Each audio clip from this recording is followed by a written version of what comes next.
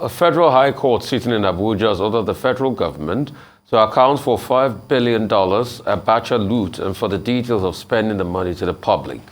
In a judgment delivered on July 3rd in a case filed by Socio-Economic Rights and Accountability Project, the presiding judge, James Omotosho, ordered President Bola Ahmed Tinubu to disclose the exact amount of money stolen by General Sani Abacha from Nigeria, the total amount recovered, and all agreements signed by the governments of former President Olusegun Obasanjo, Umar Musa Yar'Adua, Goodluck Jonathan, and Muhammadu Buhari.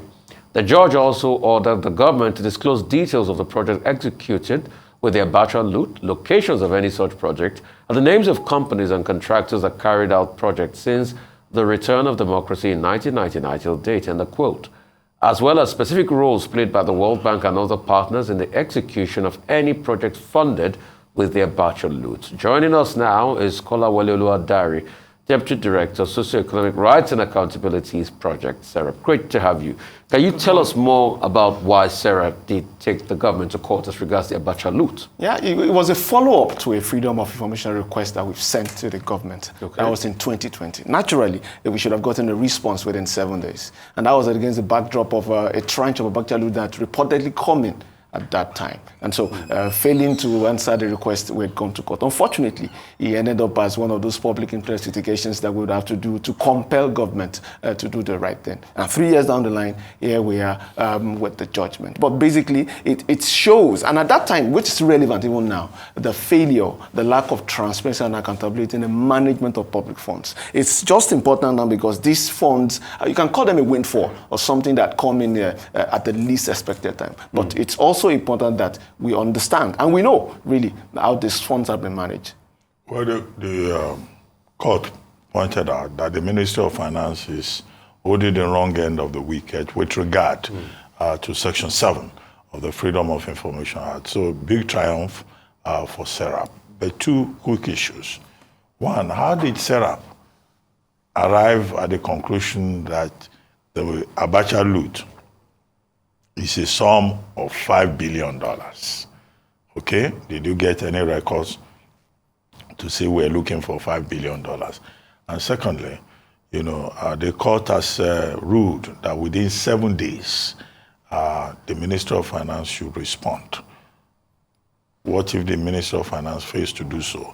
Are you going to approach the court again to file contempt charges? What is the way forward? Thank you very much, Dr. Bati. The inconsistencies in these amounts is what has led us to where we are presently, even leading to the Freedom of Information request that we've sent out. I recall that the BBC had done an infographic, I think some years ago, about, and they accounted for more than 3 billion at that time. And then the Transparency International also issued a report, giving the estimate at 5 billion last year. But the issue is, Nigerian government should be, of course we are the victims, collectively and as a country, of this theft. We should know how much is left, which is why it forms part of that Freedom of Information request for the Nigerian government to tell us how much has left the coffers of this country by way of the theft of the Abacha government. We do not have, at least not in the public domain. And that sets the background for even repatriations to know whether what we've even had is insignificant percentage of what had left the country. That leads us to how much we've gotten back in the country and now those have been spent. And to the second issue you mentioned, it is quite unfortunate that the dysfunction in governance that led us to this point, where we begin to think of other means to enforce the judgment of court. The judgment is clear on the face of it, and any responsible government, and in this instance, the executive, should obey orders of court. The dysfunction have gone on for so long that we have begun to transfer the job of implementing a judgment to either the applicant, SERAP in this case, or to the judiciary. And I see no reason why government should not implement this judgment. The records are there. With the Ministry of Justice or Ministry of Finance, where they say they do not have records of how much had come in, well, you've seen the Attorney General in the past gives you statement, mention figures without specifics of how much they are and how they are to be spent. So I believe that this record exists in these three agencies of government. It is a matter of political will to put them to the public. And if they don't do this, of course, there are always legal mechanisms that we can resort to, which we really do not think we have to do in this instance. Is it even shocking in the first place that in accordance with the law F4I Acts, you asked for information and you were denied? Can you tell us through that process? Because a lot of people are so quick to whimsically shout seek F4I, seek F4I, like it works. This your case in court is a testament to the fact that we have a government that does not even respect the freedom of information laws. Yes, I will say in our experience, the feedback, and we do issue a lot of freedom of information requests, the response rate is less than 10%. And the positive responses are actually less than 2%. So we do get less than 2% for the positive responses, meaning responses saying that we have this. But the responses at all is less than 10%. And this again shows the challenges that we have with transparency and accountability as a key part of good governance, particularly in the democracy that we have. And the laws are very clear. They are free on the face. They are so easy to discern. You don't need to be a lawyer to understand what's in the FY. It's very short, by the way. And it takes its root from the freedom of expression provisions in the Constitution, Section 39. So it means that public institutions should keep records. It's one of the provisions of the F4I Act. It also means that it should proactively disclose, which means that SERAP need not go to court for this kind of information. That's even the shocking thing, because if it's a law in Nigeria, why do you go to court to talk about this law, people violating the law? And they come to court, really, because in this instance, the second respondent, the Office of the Attorney General, was in court. They filed the defense. They filed the response, which they filed a defense against the laws of the land? Yes, and I'm happy the court saw through that the judge threw out that defense. Section 7 of the Freedom of Information Act, as you know, says a public institution can refuse to give information, but it must provide reasons for doing so. And you have the recourse to go to court, and that's why you went to court, and the court has found in your favor. But let me go to the next question, which is, if you now get the response that you're asking for from the Ministry of Finance, what is the next step? What do you intend to do with it? Abacha loot, and then they give you the information. This is how we spend the money. This is how much was collected from Switzerland, from New Jersey, and all that. What will now be the consequential step?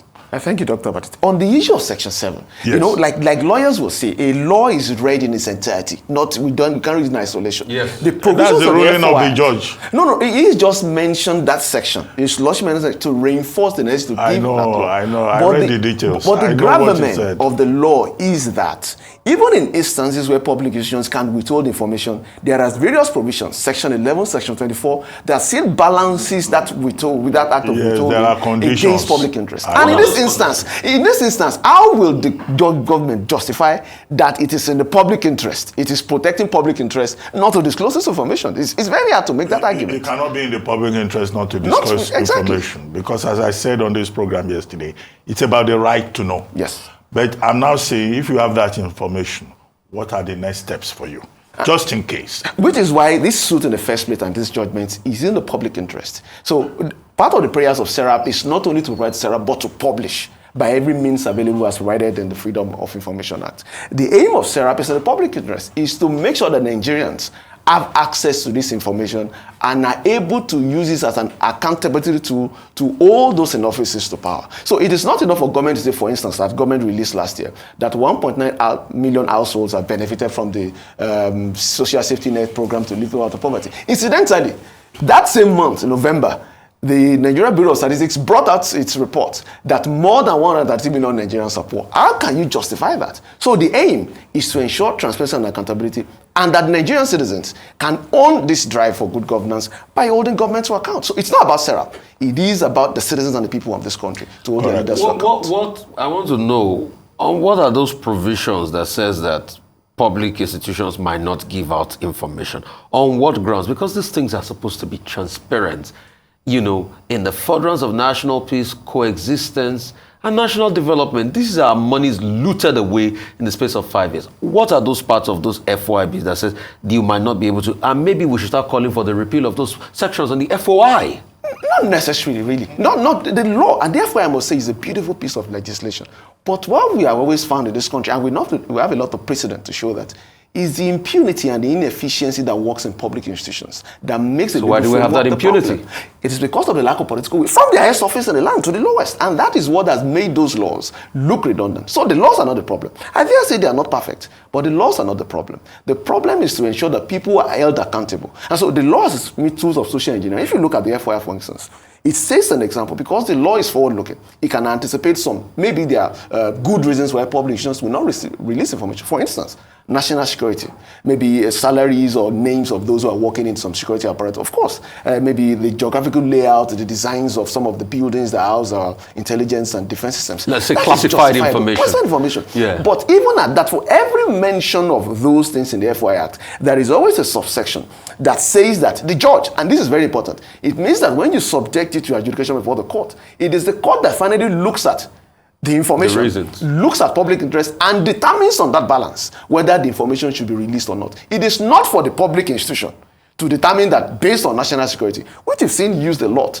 to cover up a lot of wrongdoing in Nigeria. So the F4I Act is not the problem. It is the public officers and those public institutions that are the problem. I think part of the problem, I mean, many laws have exclusion clauses, whether it's national security or it's public interest, as they call it, or it's confidentiality and all of that. After all, the Chinese, they just came up, they reviewed their laws on espionage and foreign relations, and they are talking about national security.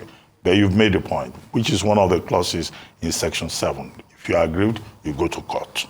However, why is it that even with the FOI, from your observation, Nigerian civil servants and the people in charge still think that the Official Secrets Act is something to which they are committed? Because they will tell you about secrecy. The Freedom of Information Act was supposed to address the issue about secrecy in the running of government. Where do you think the problem really is? It still borders on that institutional mindset, driven by those who are responsible, chief executive officers of those institutions for them. We've engaged with all of these public institutions, sometimes as part of our capacity building initiatives. And I don't think it is a lack of information about how the FOI works or what it's meant to do, which, by the way, the FOI Act has repealed the sections of the Official Secrets Act. It is about that political will, again, which we have various names for it. Sometimes we call it the body language of the president. And so if people begin to read the body language, I really don't understand what it means. If people can begin to read the body language of the president, what do you think happens at the ministries and agencies? It means people begin to read the body language of the minister, of the heads of those institutions. And because they do not see that commitment to good governance, transparency, and accountability, what do you expect those individuals to do? We've had instances where we've engaged in public institutions, and you see junior officers come to us to say, yes, he believes that what we are doing is right. But of course, he works in a public institution where he cannot go against the grain of what happens in there. So it is not because they do not know. It is not because the law is wrong. It is to establish good governance as an institution. And the impunity we've seen over the years, which of course starts and ends, because I'm a lawyer, with the disobedience to judgment of courts, sends a wrong signal down the line. It simply tells public officials that you can do anything, go against the law, and nothing will get done. Nothing gets done about it. The F4I Act makes it an offense to unlawfully withhold information, for Christ's sake. And the judge said that much. And also it shows that you can do anything, get away with it, go to the court, defend yourself. And go to court, they say. And go to court, like it has become, the mantra now. Can you please educate a very lay Nigerian out there on how to invoke this F4I to be able to get information? Because you see, people bandy it around, and I'm happy you've been able to say now that this F4I is only 2% positive response rate and less than 10% response rate, which is an even indictment on us as a nation of transparency. Can you tell the step-by-step approach if a lay citizen needs information about how government has been run and he wants F4I information, to trigger F4I to be able to get information? It's very interesting to note, Mr. Rufai, that the Attorney General of the Federation is vested under Section 30 of that Act to be the supervising agency of compliance. But this is Attorney General who is in court. And he's in court with you to defend against, in which he is a primary participant in the negotiations with those countries for the repatriation. If he has been a third party, maybe it would have been understandable. But he took part in those negotiations. And so, to speak briefly to the F4I Act, it's very simple. It simply declares that every Nigerian citizen has access, has the right to access to information. And that is taken from the constitutional provisions of Section 39. And it also means that public institutions should keep. So it is not a defense to say we don't have. You should keep. And then thirdly, proactively make disclosures. And the F4I Act is so good that it doesn't require the request to be in writing. We have written it just as a matter of surplus. Oh, so you can just go to the yes, and ask. And ask? Yes, that is what the law says. It need not be in writing. Because again, the law has looked at probably some aspects of the population that might not be literate. It need not be in writing. But we advise people as part of our capacity building exercise to put it in writing no matter how it sounds, to have some sort of record. Imagine if this kind of request was not put in writing. It would have been a good defense in court to say they never got the request. Okay, in the first place. People can write? Yes. Directing it to the agency. The agency asking for specific information. And they need not disclose the reason. The law says that clearly. An applicant need not tell the institution the reason he or she needs the information. And there are various steps that the public institutions can take. So what the address, is it a specific address or email address? Give us the whole gamut so that Nigerians watching can be able to use this. Part of the provisions that the F4I has made of proactive disclosures for public institutions means that they have to publish them widely, even through electronic means.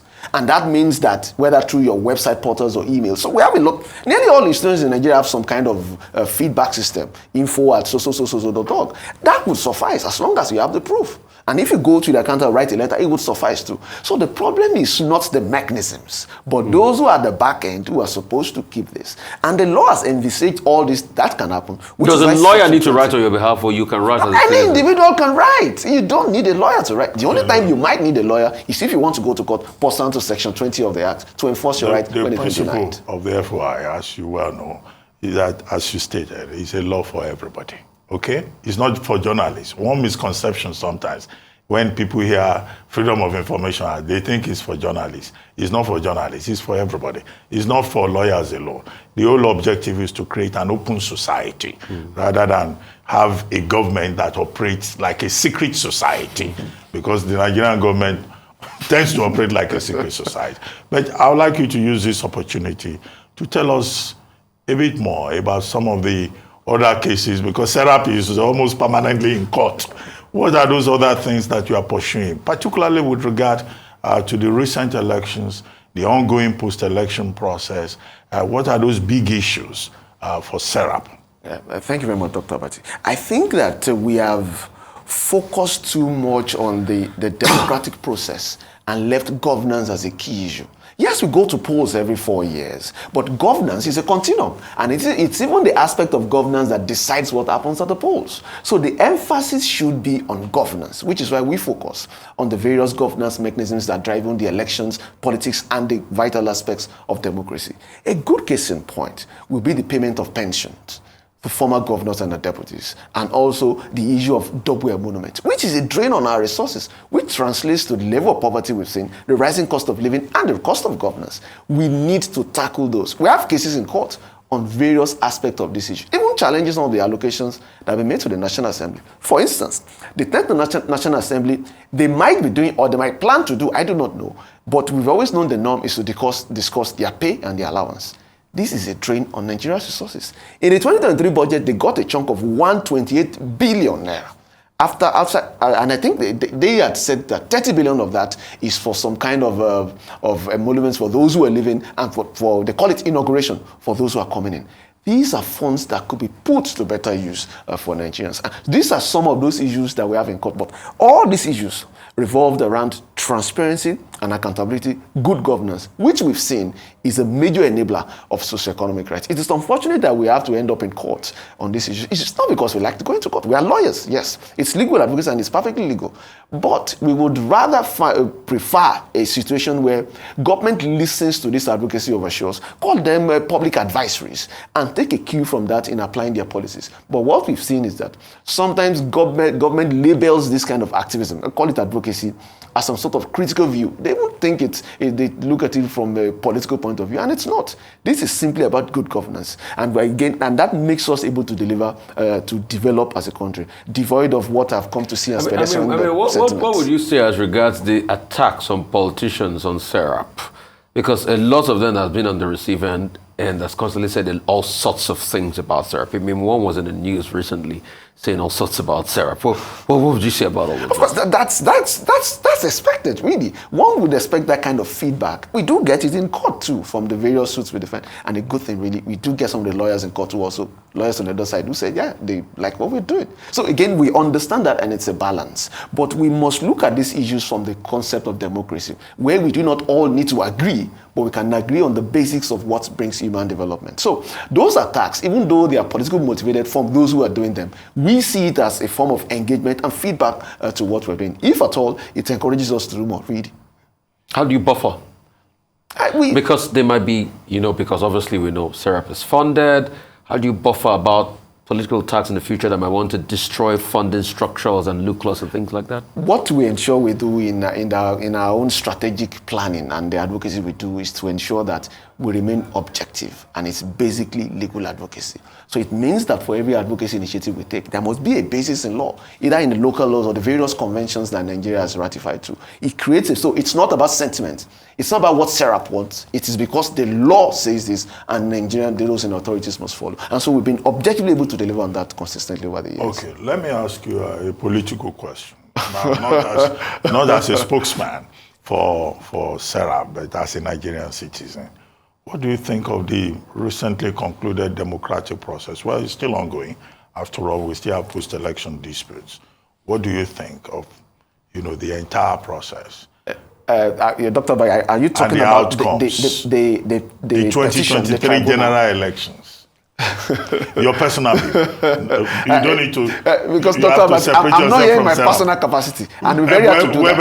And since I'm not 3 in 1, I'm not Father, Son, and Holy Spirit, I don't think I can do that completely. I'm here as one person. Okay. You are SERAP. Does SERAP have a position on the democratic process? Since the process is still ongoing, the lawyer will say it is sub judice to comment on the vital aspects of that process, including, don't forget that every aspect of the presidential election is you can comment on the emergent issues. What are those emergent issues that you think are important, that we need to focus upon? That doesn't have to go to the substance of the matter before the tribunals. The issues, as we've seen and as they unfold from day to day in our various engagements, including conversations that have been had on this platform, is that good governance is something we must understand spans beyond politics, tribe, and ethnicity, which is why you see nearly every issue in Nigeria is tainted along those lines. And I really see them as rather pedestrian until we agree to focus on the real issues of governance. So, for instance, the issues with the elections, INEC is a public institution. So whatever challenges we've seen in INEC did not start with the 2023 elections. It started way back. And so which is why, again, we must focus on those institutional issues rather than make it political. So it means we must begin to have conversations about strengthening institutions like INEC now in the next 4 years. We can't wait for the next 4 years before we start reacting, as it were. Those are some of those salient issues that we see, institutional issues rather than political issues, that would really help. You guys, quickly, I've had to take on the MBC, the media regulators. Talk to me about that. We've had to take that on many times. Unfortunately, it's one of those aspects of malfeasance on the part of government that we've seen. The MBC has this propensity to want to do what lawyers will say is an aberration in law. You are the accuser, you are the judge, and then you enforce whatever you found as a judgment. It cannot be. Of course, the MBC has powers to regulate the industry, it regulates, but it does not have that power to be 3 in 1, which is why the decisions of the MBC, they conflict with the provisions of Constitution, which is why we've had to go to court time and again. Thank you. Well, thank you very much, Kolawole Oluwadare, for joining us on the morning show. Thank you.